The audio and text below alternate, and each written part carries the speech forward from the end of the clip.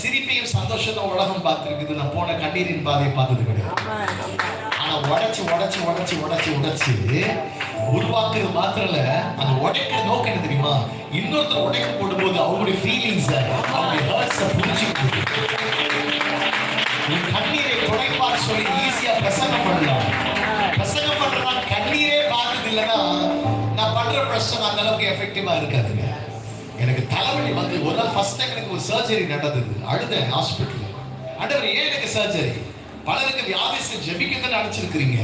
அப்ப ஆண்டு சொன்னாரு, எபிரேயர் 2:18 காமிச்சு, அவர்தாமே சோதிக்கப்பட்டு பாடுபட்டபடினாலே சோதிக்கப்படும் உதவி செய்ய வல்லவன்படி மகனே நீ பாடுகளுக்குள்ள போனாதான் வேதனையோடு பாடுகளோடு வர ஜெபிக்கிறவனுக்கு அந்த உணர்வோடு நீ ஜெபிக்க முடியும்.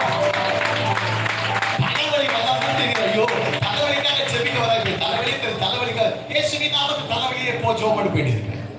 அந்த தலைவலி எப்படி இருக்கு எனக்கு நான் ஃபீல் பண்ணாதான் அப்படிப்பட்ட மக்களுக்கு அந்த உணர்வோடு ஜெபிக்க முடியும். அப்ப ஏன் உடைக்கிறார் அப்படின்னா, உடைக்கப்பட்டவங்களுக்கு ஆறுதலா இருக்கு.